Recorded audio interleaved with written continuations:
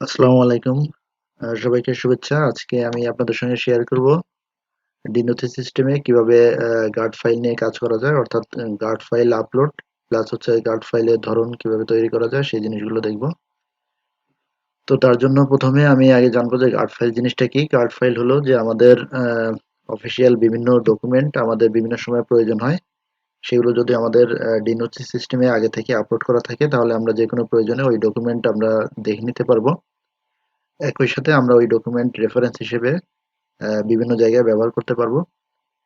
তো এই guard file upload করার জন্য আমাকে প্রথমে যে কাজটা করতে হবে সেটা হলো আমার d-nothi সিস্টেমে প্রবেশ করে আমি যে দুটো মডিউল দেখব, ডাক এবং নথি যে দুটো মডিউল আছে, এই দুটো মডিউলের পাশে যে 9 ডট আছে, এই 9 ডটটি হলো অন্যান্য মডিউল।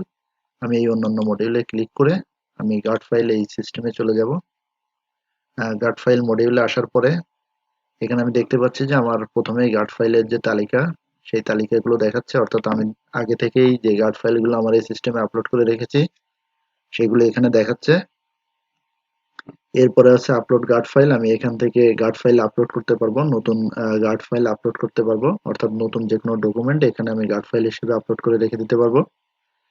তারপরে হচ্ছে গার্ড ফাইল পোর্টালের তালিকা। এখানে আমি যদি প্রবেশ করি তাহলে আমি দেখতে পারবো আমার অফিস ছাড়া অন্যান্য যে কোনো অফিসের আমি এখান থেকে বাছাই করলে সেই অফিসের গার্ড ফাইলগুলো আমি এখান থেকে দেখে নিতে পারবো। সর্বশেষ হচ্ছে গার্ড ফাইলের ধরন। আমি এখান থেকে গার্ড ফাইলের ধরন তৈরি করতে পারবো। তো আমি এখন গার্ড ফাইল আপলোড করব, কিন্তু গার্ড ফাইল আপলোড করার আগে আমাকে গার্ড ফাইলের ধরন ক্রিয়েট করে নিতে হবে। তার জন্য আমি গার্ড ফাইলের যে ধরন আছে এখানে ক্লিক করলাম।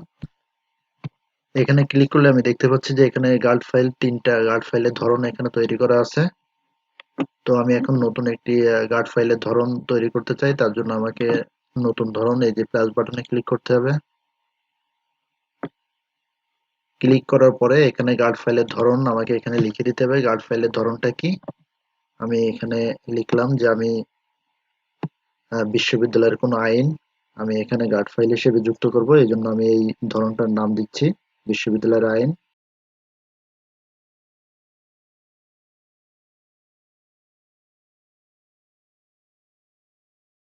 ধরন লেখার পরে ডান পাশে যে সংরক্ষণ বাটন আছে এই সংরক্ষণ বাটনে ক্লিক করব।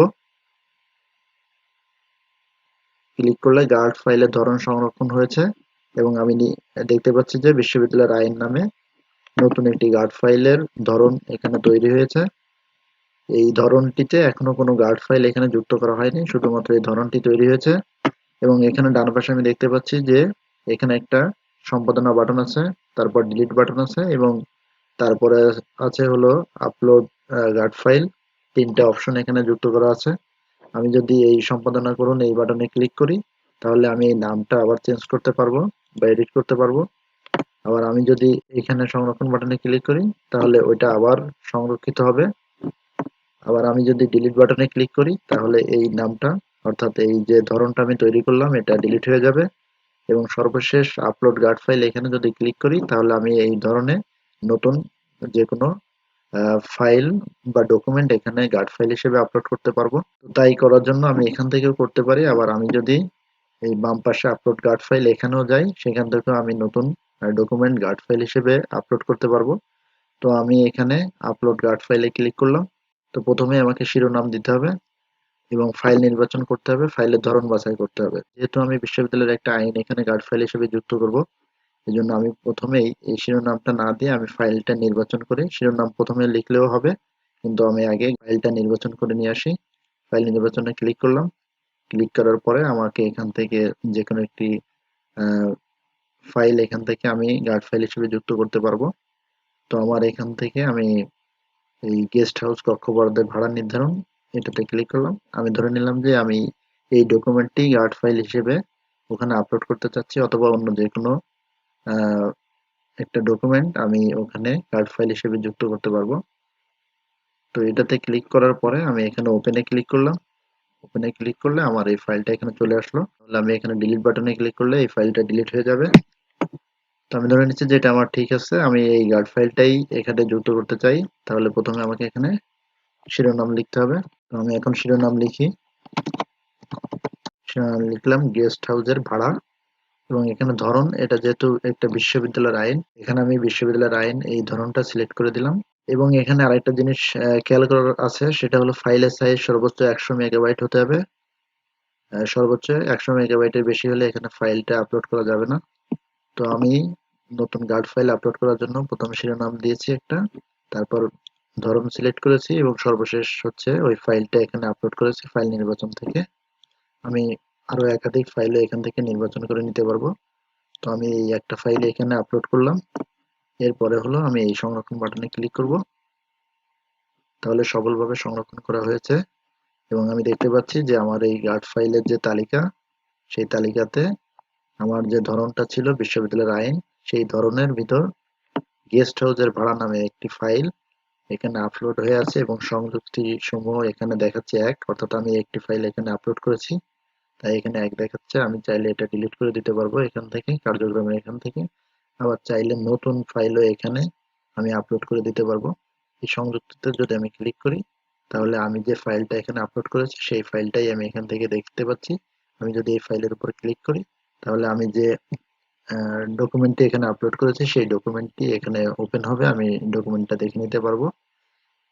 পাশাপাশি আমি ডান পাশ থেকে এখানে যদি প্রিন্ট বাটন আছে, আমি এই প্রিন্ট বাটনে ক্লিক করি, তাহলে আমি যে ফাইলটা আপলোড করেছি সেই ফাইলটা এখান থেকে প্রিন্ট করে নিতে পারবো। আবার যদি ভবিষ্যতে যে কোনো সময় যে কোনো প্রয়োজনে এখান থেকে আমি প্রিন্ট করে নিতে পারবো। পাশাপাশি আমি ডাউনলোড করে নিতে পারবো। আবার যদি চাই এটা আমি শেয়ার করব, তাহলে শেয়ার বাটনে ক্লিক করে এখানে মেইলের মাধ্যমে আমি শেয়ার করতে পারবো। আবার হোয়াটসঅ্যাপের মাধ্যমে আমি এটা শেয়ার করে নিতে পারবো। তো এই হলো গার্ড ফাইল আপলোড কিভাবে করে সেটা আমি দেখে নিলাম। আমি আরো একটি গার্ড ফাইল এখান থেকে আপলোড করে আপনাদেরকে দেখাই। তো তার আগে আমি একটু দেখে নিই যে আমি যে ধরনের গার্ড ফাইল এখানে আপলোড করব তার ধরনটা এখানে আছে কিনা। আমি এবার যে গার্ড ফাইলটা আপলোড করব সেটা হচ্ছে একটা সরকারি সরকারি আইন। তো সরকারি আইনের আমার এখানে যে ধরনগুলো আছে সেই ধরনগুলো আমি একটু দেখে নিই।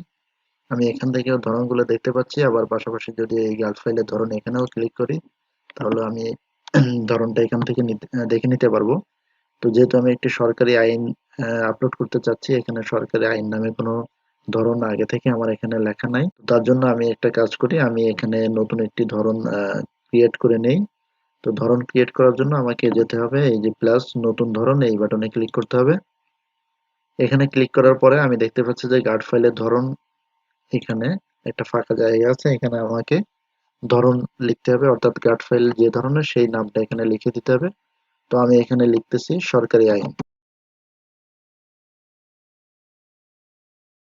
সরকারি আইন, এটা আমি ধরন হিসেবে লিখলাম এবং ডান পাশে সংরক্ষণ বাটনে ক্লিক করলাম। ক্লিক করার পরে গার্ড ফাইলের ধরন সংরক্ষণ হয়েছে কথাটা আসলো এবং আমি দেখতে পাচ্ছি যে আমার এখানে সরকারি আইন নামে নতুন একটি ধরন এখানে তৈরি হয়ে আছে এবং সেই ধরনের আন্ডারে কোনো গার্ড ফাইল এখানে নাই। আমি এখনই যুক্ত করে দেখাবো। এবং আমি ডান পাশে কিছু কার্যক্রমের বাটন দেখতে পাচ্ছি। প্রথমটা হচ্ছে এডিট সম্পাদনা, এখানে ক্লিক করলে আমি এই নামটা চেঞ্জ করতে পারবো। এটা ডিলিট বাটন, ডিলিট বাটনে ক্লিক করলে এই আমার এই ধরনটা ডিলিট হয়ে যাবে এবং প্লাস বাটনে ক্লিক করলে আমি গার্ড ফাইল আপলোড করতে পারবো। আমি এখান থেকেও গার্ড ফাইল আপলোড করতে পারবো, আবার এখানে guard file upload guard file, এখান থেকেও গার্ড ফাইল আপলোড করতে পারবো। তো আমি এখন এখান থেকেই আপলোড গার্ড ফাইল এখান থেকেই করে দেখাই। এটাতে ক্লিক করলাম, ক্লিক করলে সেই আগের মতোই শিরোনাম, ধরন এবং ফাইল নির্বাচন করতে বলছে। আমি এখানে শিরোনাম লিখবো, কিন্তু শিরোনাম লেখার আগে আমি একটু ফাইলটি এখানে আপলোড করে দেখাই।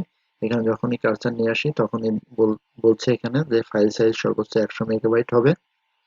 তো আমি এখন ফাইল নির্বাচনে এখানে ক্লিক করব। ক্লিক করলে আমার সেই সংশ্লিষ্ট ফাইলটি আমার কম্পিউটারে যেখানে সেভ করা আছে যে ড্রাইভে, সেখান সেখান থেকে আমাকে ফাইলটি নির্বাচন করে দিতে হবে। তো আমি এখান থেকে সরকারি একটা আইন সেটা এখানে নিব। তো আমি দেখতে পাচ্ছি যে এখানে সচিবালয় নির্দেশমালা 2014 এখানে আছে। আমি এই ফাইলটাই আপলোড করতে চাই, এটাতে ক্লিক করলাম। এটাতে ক্লিক করলে এখানে চলে আসলো এবং আমি এখানে ওপেন বাটনে ক্লিক করি, তাহলে আমার সেই সরকারি সচিবালয় নির্দেশমালা 2014 এখানে এই ফাইলটা আপলোড হয়ে আছে। এখন আমি এই ফাইলটার শিরোনাম এখান থেকে দেখে রেখে দিতে পারবো, সচিবালয় নির্দেশমালা 2014। তো আমি শিরোনাম লিখলাম সচিবালয় নির্দেশমালা 2014। এই ফাইলটার ধরন এখান থেকে আমি সিলেক্ট করে দিব, এখানে ক্লিক করলে নামগুলো চলে আসবে।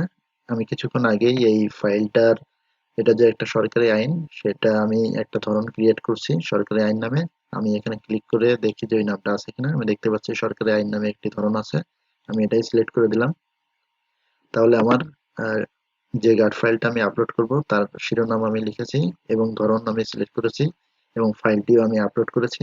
এখন আমি এই সংরক্ষণ বাটনে ক্লিক করব।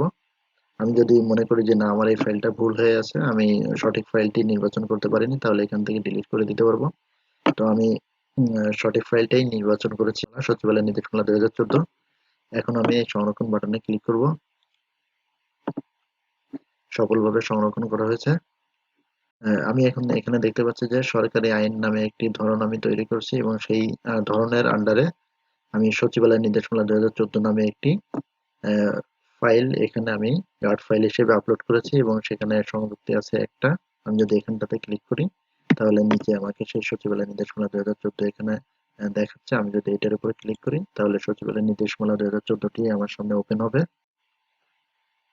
তো আমরা দেখতে পাচ্ছি যে সচিবালয় নির্দেশমালা 2014 আমার সামনে ওপেন হলো এবং আমি এখান থেকে যদি প্রিন্ট করে নিতে চাই প্রিন্ট করতে পারবো, ডাউনলোড করতে পারবো, আবার চাইলে এখান থেকে আমি শেয়ার করে দিতে পারবো মেইল অথবা হোয়াটসঅ্যাপের মাধ্যমে। তাহলে আমি দেখলাম যে খুব সহজেই আমি কিভাবে গার্ড ফাইল তৈরি করা যায়। তো গার্ড ফাইল তৈরি করার জন্য আমার এই দুটো উপায় আমি এখানে দেখালাম, আপনাদের সঙ্গে শেয়ার করলাম। আশা করি সবাই বুঝতে পেরেছেন যে কিভাবে গার্ড ফাইল আপলোড করতে হয়। এখানে আরেকটা বিষয় আছে, সেটা হচ্ছে গার্ড ফাইল পোর্টালের তালিকা। তো গার্ড ফাইল পোর্টালের তালিকা, আমি এখানে গার্ড ফাইলের তালিকার এই অংশটুকু এখানে আমরা দেখেছি যে গার্ড ফাইলের তালিকায় আমাদের সিস্টেমে যতগুলো গার্ড ফাইল এখানে আছে তার তালিকা এখানে দেখাচ্ছে। আপলোড গার্ড ফাইলের কাজ, আপলোড গার্ড ফাইলের কাজ আমরা দেখেছি। আমরা দুটো ফাইল সচিবালয় নির্দেশমালা এবং গেস্ট হাউসের ভাড়া, এই দুটো গার্ড ফাইল এখানে আপলোড করে আমরা দেখেছি। গার্ড ফাইলের ধরনের বিষয়ে আমি কথা বলেছি যে গার্ড ফাইল ধরন কিভাবে ক্রিয়েট করা যায়। আমি এখান থেকে নতুন ধরনের আন্ডারে গার্ড ফাইলের ধরন তৈরি করতে পারবো।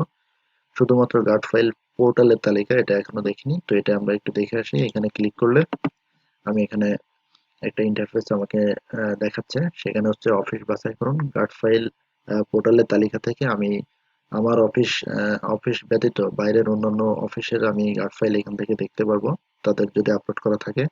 তো আমি এখানে যদি অফিসের ধরন বাছাই করতে বলছি, আমি যদি যে কোনো একটা মন্ত্রণালয় বাছাই করি এবং এখান থেকে যে কোনো একটি মন্ত্রণালয়, ধরে নিলাম যে খাদ্য মন্ত্রণালয় বা কৃষি মন্ত্রণালয়, যে কোনো একটি মন্ত্রণালয় বাছাই করলে তাদের যে গার্ড ফাইল গুলো আপলোড করা আছে সেগুলো আমি এখান থেকে দেখে নিতে পারছি।